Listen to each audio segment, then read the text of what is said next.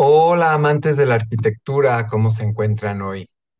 Alguna vez ya les había contado que me es muy complicado eh, abreviar o decir algo en resumen sobre arquitectos famosos. Bueno, pues hoy me va a ser especialmente difícil porque hoy les voy a hablar de mi arquitecto favorito de la primera mitad del siglo XX.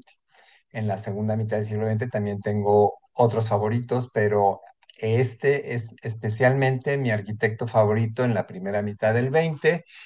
Y bueno, se trata de Eero Saarinen. Eero Saarinen fue un arquitecto que destacó mucho en Estados Unidos, sobre todo, digamos, a mediados del siglo XX.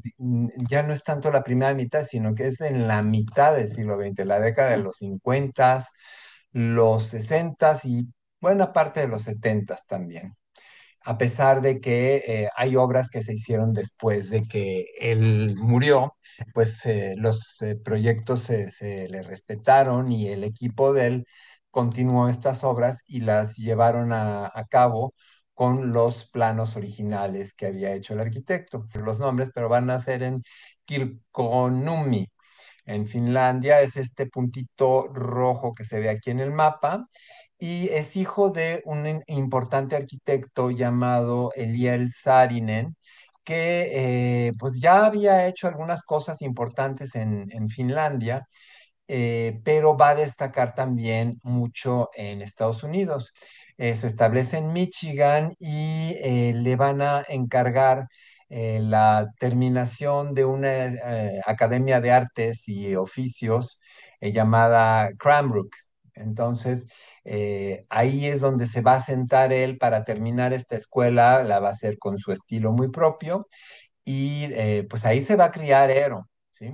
Entonces, bueno, Eros una vez que llega a cierta mayoría de edad, se va a estudiar a París escultura. Él de chico como que pues no se sentía muy atraído por la arquitectura, más bien se sentía atraído por la escultura, le gustaba mucho dibujar, pero así como que no quería estar bajo la sombra del padre y pues se va a estudiar escultura en París. Obtiene la licenciatura en Bellas Artes en la Universidad de Yale, ya después regresa a Estados Unidos, se mete a Yale y va a obtener un título universitario, ¿no? Como especialista en Bellas Artes. Después el papá le va a ayudar a hacer un viaje por toda Europa, el Cercano Oriente, va a tener contacto con diferentes culturas y va después a seguir trabajando en el estudio de su papá en Michigan, ¿sí? Entonces, bueno, esa es básicamente a grandes rasgos su infancia. Les digo que va a haber mucho que de qué hablar aquí también. Y bueno, iniciamos bajo la sombra de su padre. Pues sí, al principio va a estar trabajando en el despacho del papá. El papá va a entrar al concurso que hay para hacer un gran edificio, un nuevo rascacielos para un periódico llamado el Chicago Tribune y pues va a participar su papá. Recuerden que veíamos cuando la Bauhaus, veíamos que Walter Gropius también entró a este concurso eh, y pues quedó en tercer lugar. El papá de Eero, Eliel Saarinen, va a quedar en segundo lugar y el primer lugar lo va a ganar un arquitecto neoyorquino. Ahí tenemos un retrato del papá, de Eliel Saarinen. Y bueno, volviendo con Ero, con el hijo se va a casar con una de las colaboradoras del estudio que se llama Lillian Swan, era una neoyorquina que se dedicaba a la escultura y ella hacía esculturas muy orgánicas, muy de líneas curvas y ella va a influir mucho en su esposo en cuanto a las líneas curvas que va a usar su esposo en el futuro pues fue una gran influencia que tuvo de su esposa Lillian.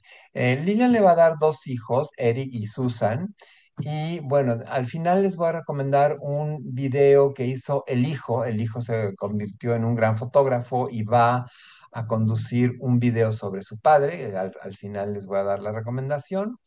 Pero bueno, aquí vamos avanzando. estando todavía con su papá, pero ya el primer proyecto que le dan ya como más independiente es este auditorio, este pequeño pabellón musical y teatro que va a ser en Lenox, Massachusetts. Y pues va, ahí ya comienza él a dejar ver lo que va a ser su estilo, lo que va a ser su sello, que son estos arcos, estas estructuras que muchas veces van a trabajar a tensión, o sea, se coloca un arco y del arco se cuelga el resto de la construcción. Aquí tenemos una vista transversal de la construcción. Entonces, aquí ya vamos viendo cómo comienza a despertar el Eero Saarinen del futuro. Bueno, y mientras tanto, pues había habido grandes descubrimientos en el siglo XX. Uno de ellos es la baquelita. La baquelita la va a descubrir un químico y bueno, muchos aparatos, muchas cosas que se van a comenzar a hacer con baquelita. La baquelita es una especie de resina que es muy dura, pero a la vez es muy quebradiza. La diferencia con el plástico es que el plástico es un poco más blando, más maleable, menos rompible. O sea, si se cae, pues rebota y es muy difícil que algo de plástico se rompa, tiene que recibir un impacto muy fuerte. Es mucho más resistente y mucho más liviano que la baquelita. Entonces, bueno, surge ya para el 19, comienzan a hacerse experimentos con los primeros polímeros macromoleculares y se comienza a integrar ya la fibra de vidrio y los plásticos poco a poco van a ir entrando en la vida del ser humano, en las diferentes actividades del ser humano, tanto en sus casas como en la industria, como en los transportes. Poco a poco todo va a ir siendo de plástico y hasta en nuestros días, pues los coches ya son en un gran porcentaje de plástico.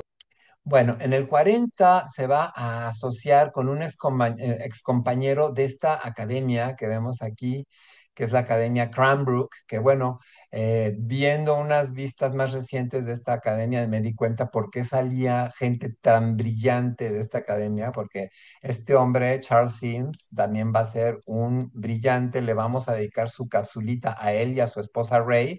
Su esposa Ray fue la autora de estos diseños de textiles, que ya los veremos con más calma en un video dedicado a ellos, pero bueno, se van a asociar estos excompañeros de escuela para crear una línea de muebles novedosa, aerodinámica, que son estos muebles que estamos viendo aquí.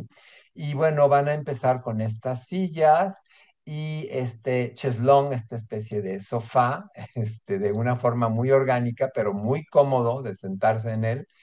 Y bueno, son formas revolucionarias que les van a ganar una exposición en el Museo de Arte de Nueva York y bueno, van a recibir premios de diseño, lo cual pues los va a catapultar a la fama porque van a comenzar a hacer muebles. Les van a recibir grandes pedidos de estos muebles y bueno, hoy en día pues ustedes habrán visto muchos de estos muebles en casas, en consultorios, en fin, en lugares públicos. Estos se difundieron mucho, sobre todo estas sillas y otras que vamos a ver ahora. Otra cosa importante, aparte de los plásticos, otra cosa importante que pasa en esos años, termina la guerra en septiembre del 45, Japón firma su rendición y al terminar la guerra y al no haber recibido daños, Estados Unidos, daños físicos en sus ciudades, puesto que todas las batallas las libraron fuera de América, fuera del continente americano, entonces pues ellos no tienen ciudades que restaurar, van a dar grandes préstamos a las ciudades europeas dentro de lo que se conoció como el Plan Marshall, que era un plan de ayudar a reconstruirse a los países que resultaron más afectados por la Segunda Guerra, y entre ellos Japón también, pero no crean que es un regalo, o sea, el Plan Marshall era un plan de préstamos a estos países para que se reconstruyeran su industria, pero por supuesto que lo tenían que pagar a la larga. Entonces van a durar décadas pagándolo y todo este dinero entra a Estados Unidos y le sirve a Estados Unidos pues para mejorar su industria, para hacer un boom de vivienda, la vivienda va a bajar de precio, la mayoría de la población norteamericana va a poder vivir en casas solas con jardín, pero principalmente en las afueras de las ciudades, ¿no? Esto es lo que va a crear el fenómeno de los suburbios. Entonces, bueno, dentro de esos suburbios hay un proyecto en un lugar de Los Ángeles que se llama Pacific Palisades, que es el proyecto de las Case Study Houses, a las cuales les dedicaremos también una cápsula aparte, pero es un proyecto muy interesante. Son alrededor de 50 casas prototipo diferentes y se trataba de hacerlas con materiales industriales, con materiales que se pudieran hacer en serie, que fueran modulares para reducir los costos. Y entonces, bueno, Eros Saarinen va a participar en este proyecto de las Case Study Houses con la casa número 9, que la construyó entre el 45 y el 49. Su gran amigo de la escuela, también Charles Sims, va a tener una casa justo al lado de esta casita de Eero Saarinen. Va a hacer su propia casa, Charles Sims, ya lo veremos ahora que les dediquemos un capítulo a él y a su esposa, una capsulita, pero por lo pronto vemos esta que es la de Saarinen, pues ya el típico estilo ya de transparencia hacia adentro de las casas, de una vista espectacular hacia el jardín, hacia las vistas que podía tener el terreno, y pues un diseño totalmente moderno de los interiores, ¿no? Ya los muebles completamente libres de adornitos o de garigoleos o de molduritas, como eran los muebles barrocos, los muebles rococó. Bueno, esto es lo opuesto del rococó, es la simpleza y también el funcionalismo llevado al diseño de los muebles, es decir, la forma responde a la función, ¿sí? ¿Cuál es la función? Sentarte, sentarte que estés cómodo. Bueno, pues así voy a diseñar el asiento, voy a diseñar la silla, que sea atractiva, que sea estética, pero que no tenga cosas inútiles, cosas que no sirvan para la función sentarse, ¿ok? Entonces, básicamente eso era el funcionalismo. Otra vista de la vista trasera de la casa, la estamos viendo aquí arriba a la izquierda, y un fragmento de la cocina que ya comenzaba tímidamente a abrirse la cocina hacia la sala comedor. Aquí todavía pues hay un muro que limita, pero y luego este muro corredizo, tiene un muro desdoblable para aislar de la sala comedor, pero ya comienza como a haber una circulación amplia hacia la sala comedor, cosa que en un futuro, pues ya las cocinas se van a integrar. Hoy en día la mayoría de las cocinas en las casas modernas están totalmente integradas a la sala comedor gracias a la extracción de aire, a la extracción mecánica de aire, que hace que todos los malos olores, todos los vapores se vayan por la campana extractora y no penetren en el resto de la casa, ¿sí?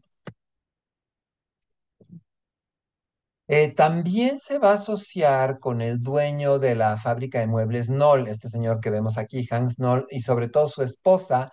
Su esposa era diseñadora y estaba impresionada con los primeros diseños que habían sacado Charles Sims y Eero Saarinen. Entonces decide apoyarlos a los dos, los van a apoyar tanto a Charles como a Eero, pero ya hay algunos proyectos que ya son exclusivos de Eero, ya no participó Charles, como es esta silla, la silla 61U con su taburete, que van a comercializar la empresa Knoll de muebles y va a tener bastante éxito y gracias al apoyo de esta pareja, dueños de la fábrica Knoll.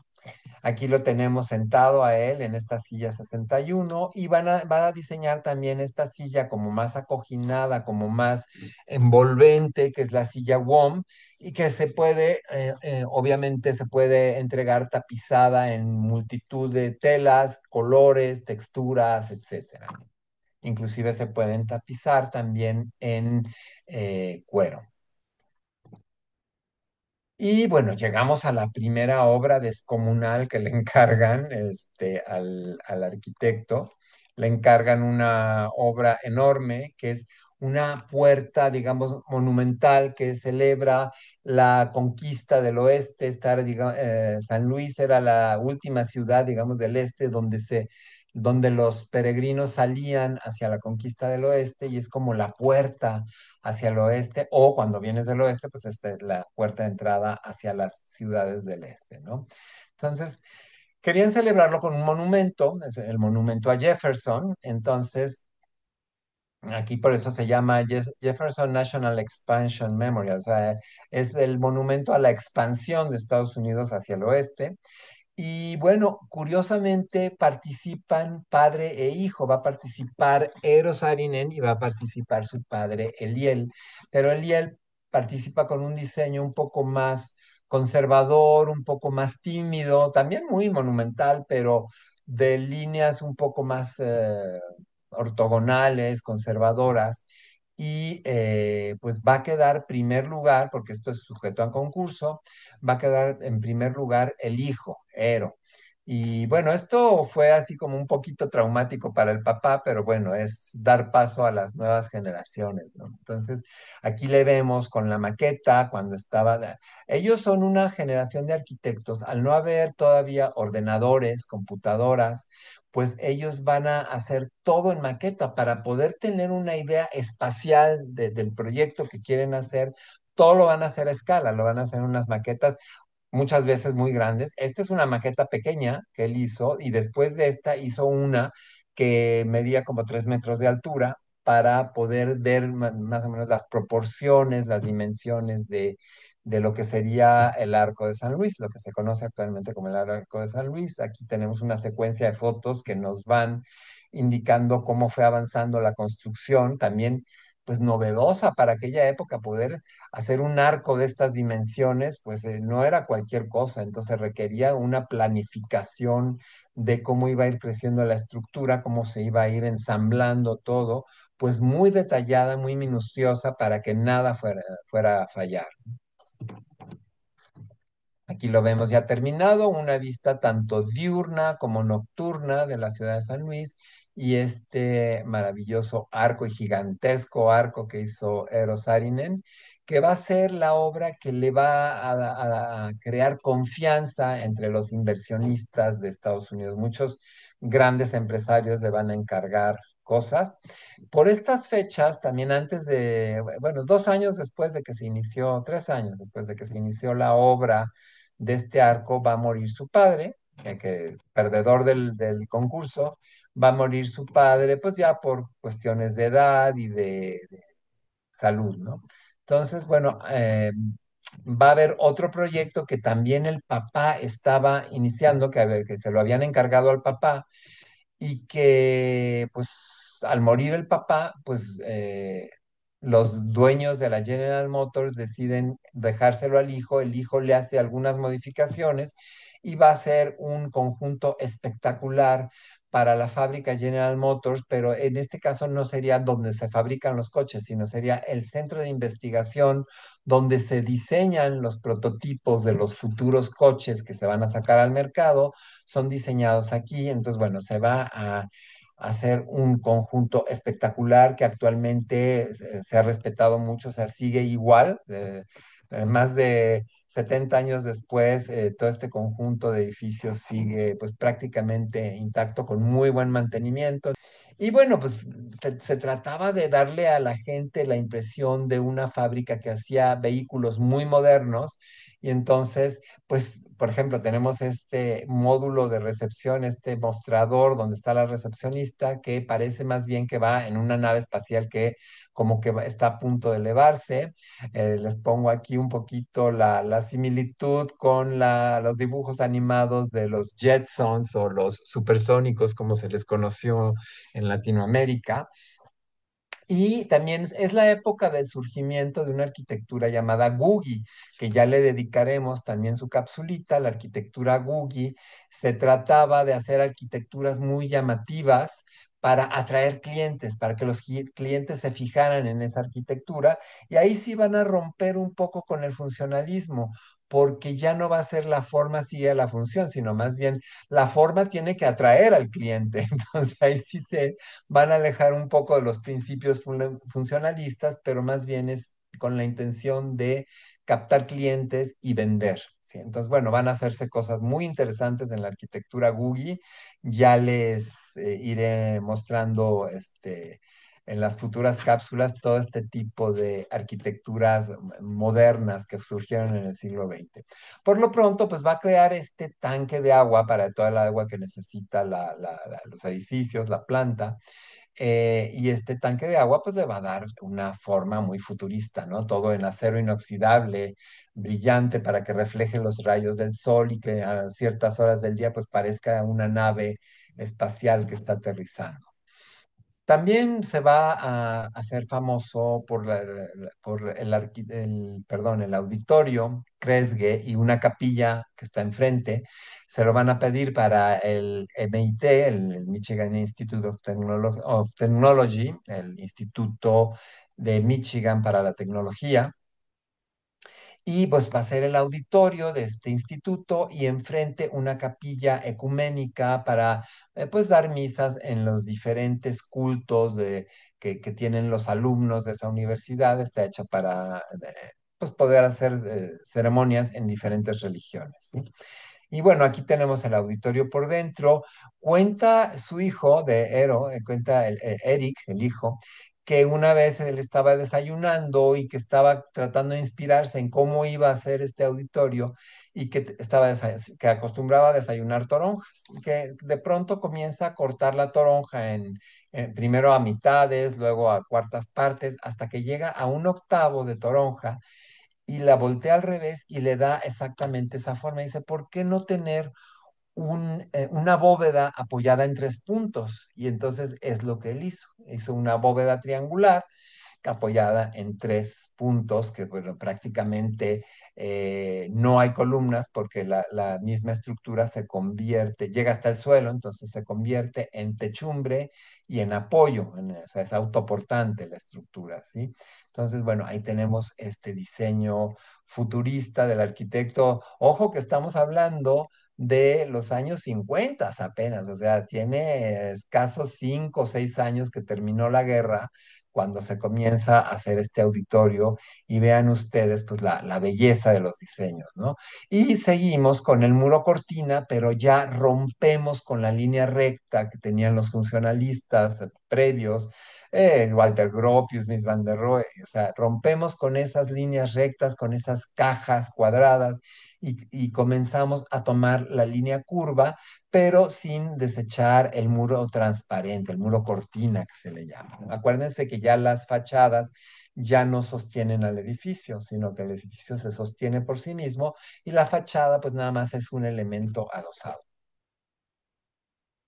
Ok, pues vemos otras vistas, una vista aérea de lo que es el auditorio, lo que les decía, pues, se inspiró pues en una toronja cortada en tres puntas y puesta de cabeza, ¿no? Y bueno, aquí tenemos uno de los bosquejos para lo que sería el pequeño campanario de la capilla, que también nos recuerda un poco pues como una nave espacial, ¿no? Como una nave que está a punto de despegar hacia la estratosfera. Pues era la época de los viajes espaciales, era la época de la energía atómica, del aprovechamiento del átomo para generar electricidad, etcétera.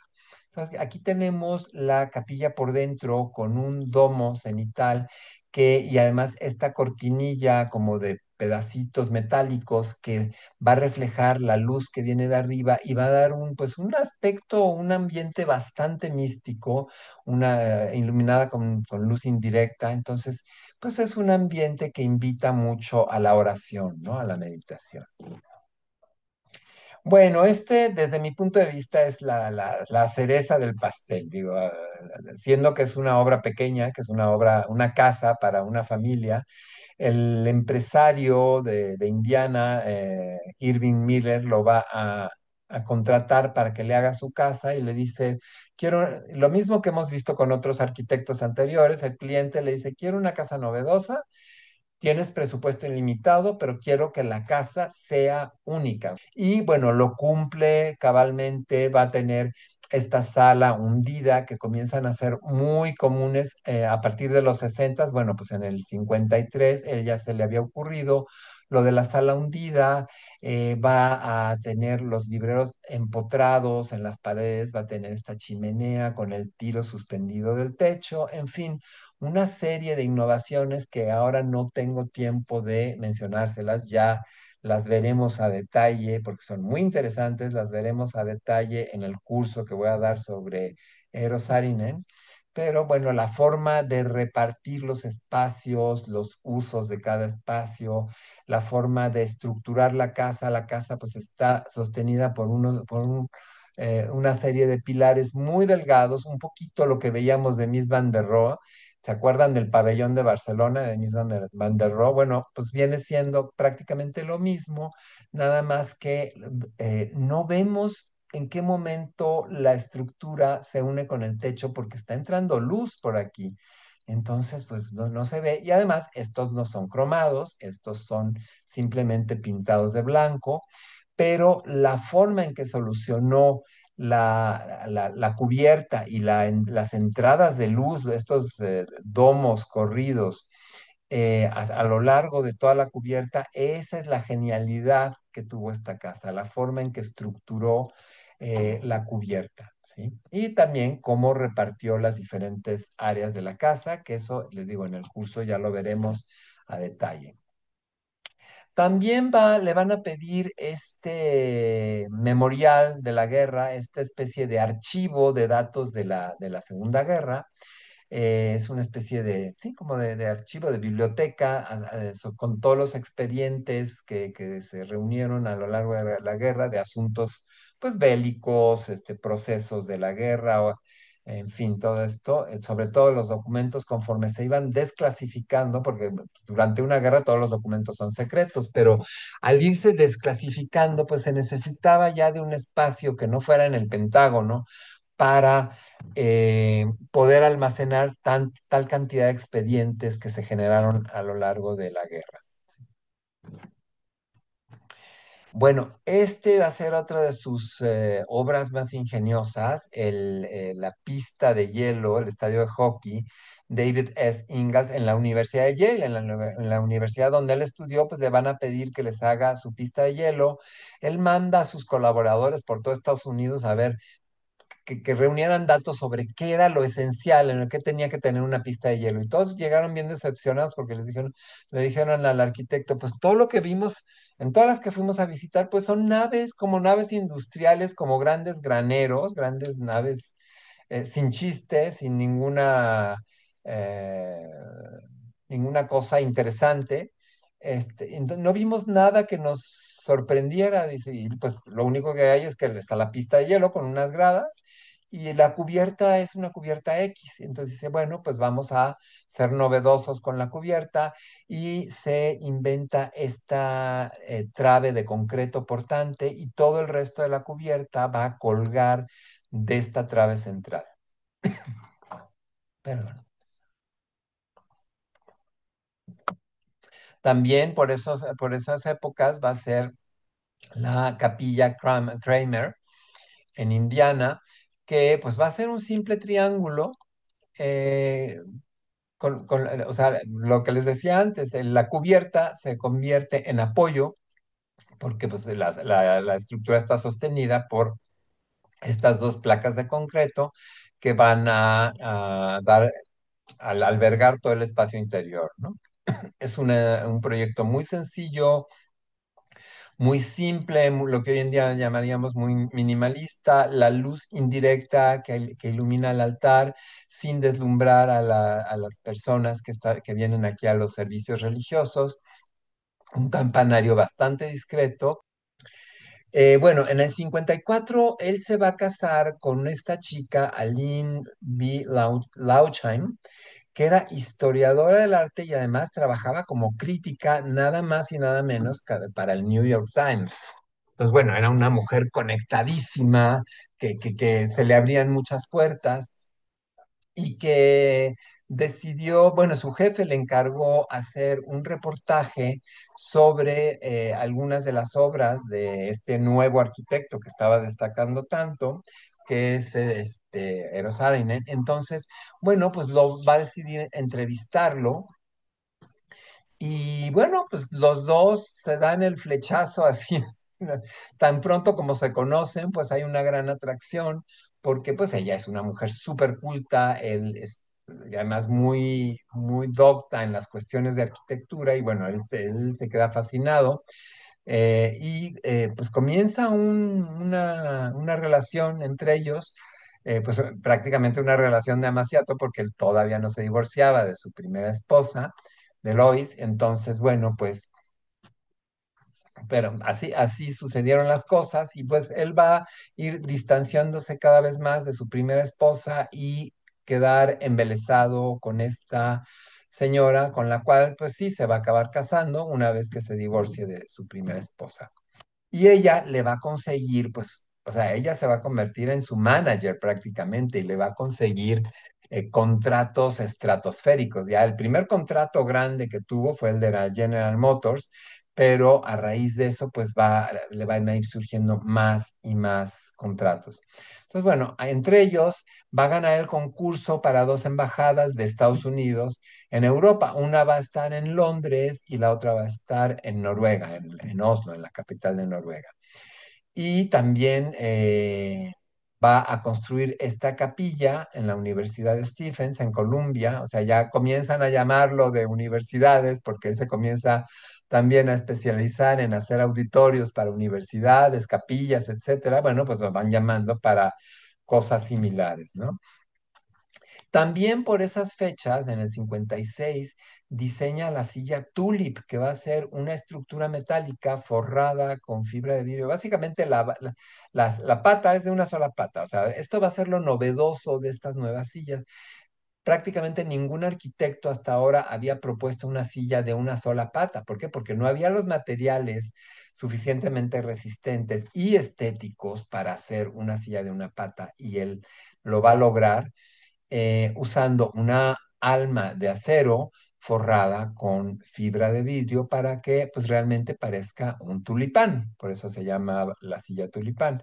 Y la base pues va a ser una base muy sólida y que le va a dar estabilidad porque va a ser muy amplia, va a tener prácticamente el mismo ancho del asiento y eso es lo que le va a dar la estabilidad con una sola pata. Entonces esto va a ser lo novedoso y ustedes seguramente estas sillas las han visto en casas de amigos, igual quizás hasta en restaurantes, etcétera, ¿no? Ha sido una silla muy solicitada, muy extendida por todo el mundo y pues hoy la vemos en prácticamente en cualquier país del mundo podemos encontrarnos con las sillas Tulip.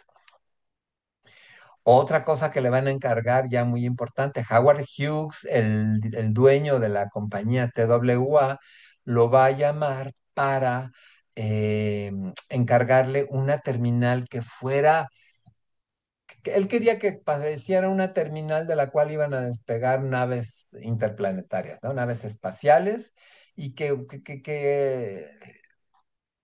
la forma de la terminal, pues recordara un poco el vuelo de los aviones, el vuelo de las aves, y se va a hacer este diseño de un edificio que extiende sus alas hacia los lados, que parece que va a comenzar a aletear, porque aquí se ve inclusive hasta como una articulación del edificio, donde estas alas pues se vuelven como independientes para el movimiento, ¿no? Y esta articulación pues no va a ser más que unas entradas de luz, unos domos de acrílico que recorren todo lo largo de la losa para darle luz al interior de esta espectacular terminal que para mí sigue siendo totalmente revolucionaria y novedosa en pleno siglo XXI. Esto es un hito de diseño arquitectónico, que pocas veces se ha vuelto a igualar. Una arquitecta que quedaba muy cerca de este tipo de diseños es la arquitecta Zaha Hadid, que en paz descanse, ya murió muy joven. Ella se va a acercar mucho a este tipo de diseños, ya hablaremos de ella también. Y bueno, ahí tenemos también un centro de investigación que le pidieron para la IBM, nada más y nada menos que la IBM. Aquí tenemos una vista aérea, es un edificio curvo con las oficinas mirando hacia los bosques, hacia los jardines y todo el estacionamiento de empleados está de este lado porque el edificio le da la espalda al estacionamiento de manera que las principales vistas pues sean hacia los jardines y hacia los bosques. El único estacionamiento que queda de este lado, pues es el de los clientes. Entonces, bueno, así desarrolló este proyecto. Aquí vemos la cafetería del edificio, obviamente aprovechando las sillas y las mesas Tulip diseñadas por el arquitecto Saarinen. También, pues digo, lo llamó la IBM, pues ¿por qué no lo va a llamar la empresa Bell de telefonía, ¿no? Una de las empresas más fuertes del planeta en cuestión telefónica en ese momento. Entonces lo llaman también para hacerle los laboratorios de investigación, igual que la General Motors también lo había llamado para laboratorios de desarrollo e investigación, pues va a ser lo mismo y aquí va a tener el mismo criterio que en la diapositiva anterior.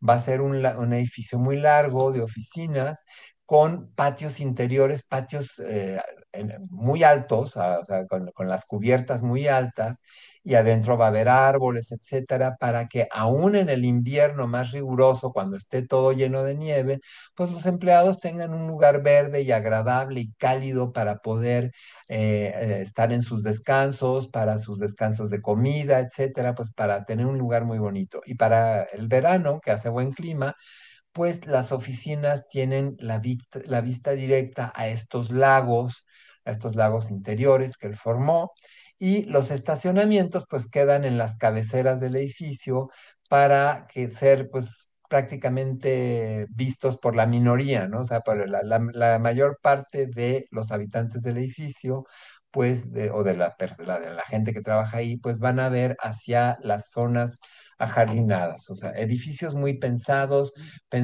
para eh, el asoleamiento que van a recibir, la temperatura interior, todo está considerado en este tipo de edificios. Aquí tenemos el interior, tenemos al famosísimo Alexander Graham Bell, inventor del teléfono. Bueno, pues, la invención del teléfono hasta la fecha se la pelean entre Italia y Estados Unidos, pero bueno, Graham Bell es el científico norteamericano que desarrolló la telefonía en Estados Unidos.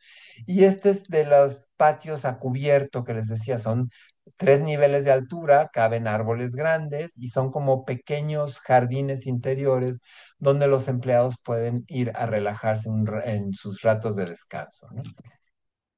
Esto se desarrolló entre el 57 y el 62, ya en el borde de la década de los 60.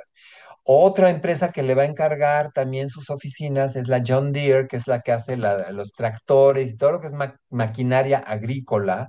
Y también hacen un poco de maquinaria para construcción, pero básicamente su especialidad es maquinaria agrícola, tractores, cosechadoras, trilladoras, etcétera.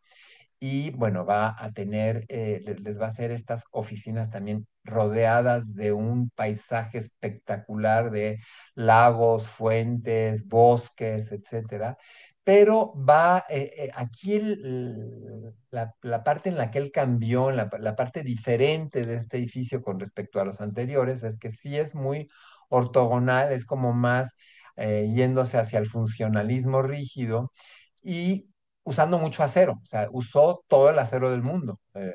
Realmente predomina el acero, sí, obviamente los cristales también, pero toda la estructura es visible y es en acero, es una cantidad de acero muy masiva.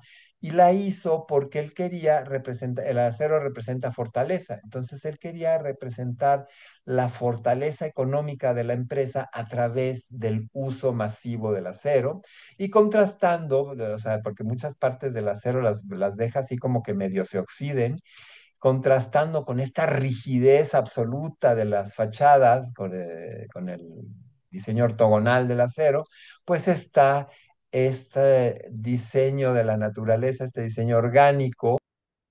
Aquí tenemos también unas facultades que le encargaron en la Universidad de Yale, donde también le habían encargado la pista de hielo, su alma mater, por cierto, y le van a encargar estos pabellones de diferentes facultades y viviendas para estudiantes. Y aquí, pues si se fijan, se fue a lo opuesto de la terminal de la TWA. Esto es totalmente rígido, totalmente pétreo, o sea, la idea era recordar un poco las construcciones medievales, los castillos medievales, indicando la fortaleza de que da el conocimiento, el poder que da también el conocimiento, los grados universitarios, y eso lo va a reflejar en todas estas construcciones, que sin embargo, pues ya son edificios altos también. Esta es, por ejemplo, una vivienda de estudiantes, entonces todos los habitaciones de los estudiantes van a ser muy iluminadas y con vistas al exterior. Ahí lo tenemos presentando el proyecto, presentando la maqueta y rindiendo este homenaje a la arquitectura medieval. Bueno, este otro aeropuerto, yo creo que les gustó mucho el de la TWA y le van a encargar este para la ciudad de Washington, el aeropuerto Dulles, que muchos de ustedes seguramente ya lo han usado, con también esta innovación de las columnas inclinadas sosteniendo a la cubierta, que la cubierta va a ser a base de cables en tensión. También, por ejemplo, hay un edificio olímpico que se hizo en la Ciudad de México, que es la Alberca Olímpica, que va a tener exactamente este mismo sistema de columnas sosteniendo cables en tensión. Y como les decía, a él le gustaba hacer maquetas a muy buena escala para poder sentir cómo iba quedando el espacio interior, si el espacio interior era agradable, era en proporción al ser humano, etcétera. Entonces hacía estas grandes maquetotas y aquí le vemos como un gigante observando a estos muñequitos de la maqueta, que se supone que son los pasajeros de los aviones. Y bueno, aquí un esquema explicando cómo funcionaba el aeropuerto.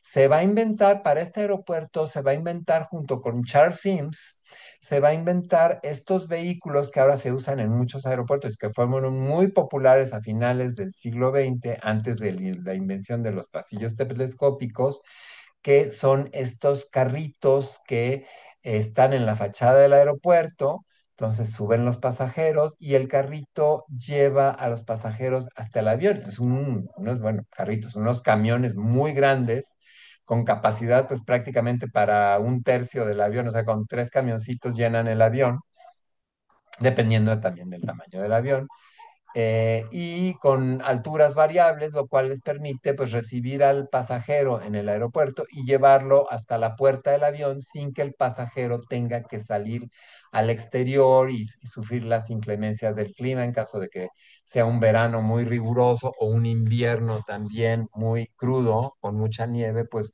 el pasajero por primera vez ya no tenía que bajar a las plataformas del aeropuerto para subir por una escalera al avión. Esto se lo inventaron entre él y su gran amigo Charles Sims.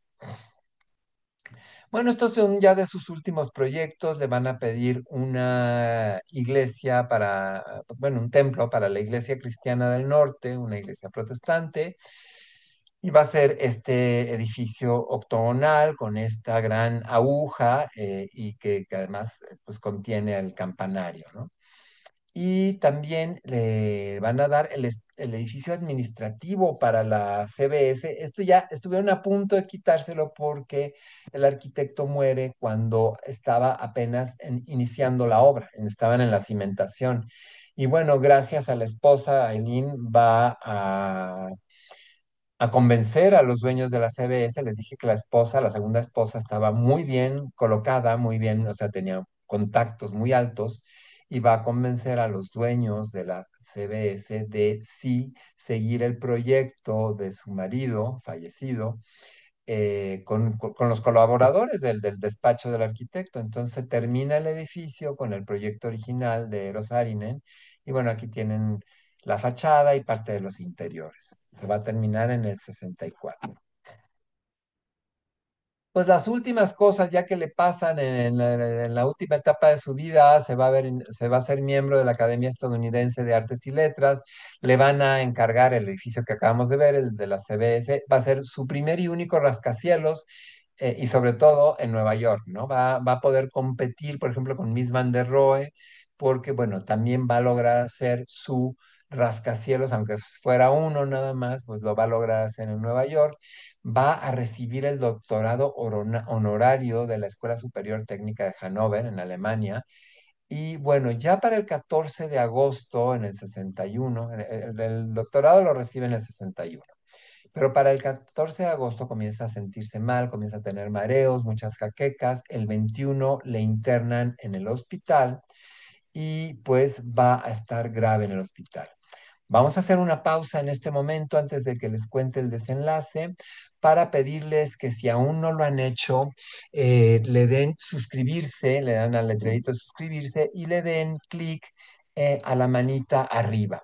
Con esto a ustedes no les cuesta nada y a mí me ayudan mucho a seguir produciendo más videos. ¿Ok?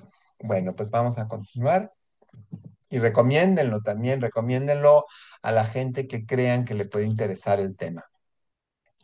Pues Ero nos deja, o sea, finalmente les decía yo que lo habían internado en el hospital de una ciudad pegadita a Detroit que se llama Ann Arbor, y va a morir en el hospital porque le habían detectado un tumor cerebral. Estaba ubicado en una zona muy céntrica del cerebro y era de alto riesgo la operación y pues sí, dicho y hecho, él no logra resistir la cirugía y muere en el mismo hospital. ¿Qué nos va a dejar? Nos va a dejar varias herencias, que de las cuales aquí pues les menciono unas cuantas nada más. Nos va a decir que la línea orgánica no se pelea con el funcionalismo, lo engrandece, o sea, lo complementa. No, el funcionalismo no significa forzosamente hacer cajitas cuadradas, sino que puede manejar la línea orgánica perfectamente.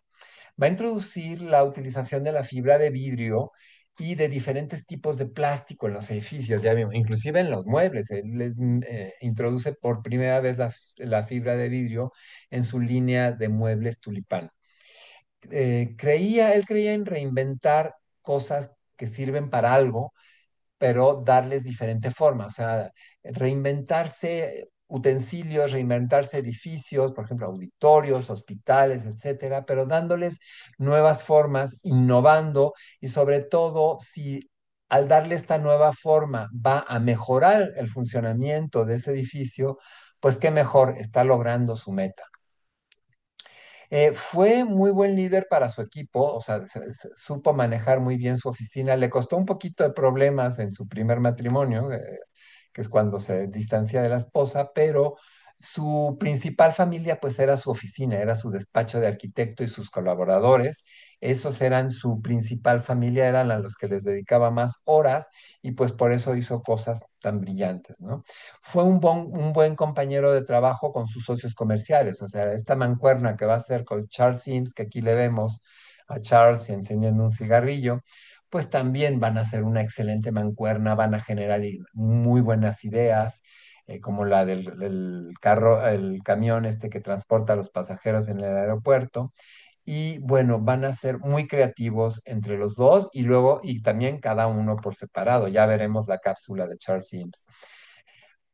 Y pues finalmente él dijo, la arquitectura ayuda al humano a convencerse de la nobleza de su existencia en la tierra. Es decir, que la arquitectura nos recuerda que somos pues la especie humana pues ha sido tocada por Dios, ¿no? Como todas las especies del planeta, pero se nos ha dado ciertos dones con los que se supone que vamos a hacer de este mundo un mundo mejor, un mundo donde poder vivir mejor, en paz y en colaboración con todos los habitantes del planeta, tanto humanos como no humanos, ¿sí? Entonces, bueno, esas son las herencias que nos dejó, pero el mensaje principal que nos va a dejar el arquitecto Saarinen lo van a ver en la siguiente diapositiva y eso va para todos los estudiantes de arquitectura que me están viendo en este momento. Recuerden que el arquitecto Saarinen dijo que el arquitecto debe meterse de lleno en sus proyectos. Y aquí le vemos metido de lleno adentro de la maqueta para ver cómo se veía su proyecto. Actualmente, pues ya no es necesario hacer esto, pues ya se tienen los renders en tercera dimensión por ordenador, por computadora, y pues ya podemos meternos a los proyectos sin necesidad de introducirnos adentro de una maqueta, ¿vale? Entonces, este es el mensaje más simpático que nos dejó y con esto me despido. Para variar, pues se me alargó un poco más el tiempo de lo que esperaba. Los espero en la próxima capsulita. Esta vez no les digo quién va a ser porque yo mismo estoy indeciso entre si pongo a un arquitecto o pongo a otro, porque hay uno que se me está quedando rezagado. Ya estamos avanzando, llegando a los años 60 y hay uno muy importante que me falta todavía de los 40, 50 y creo que ese es el que les voy a mencionar la próxima capsulita. Gracias por su atención, gracias por su paciencia y los espero la próxima semana. Que tengan una semana excelente. Hasta luego.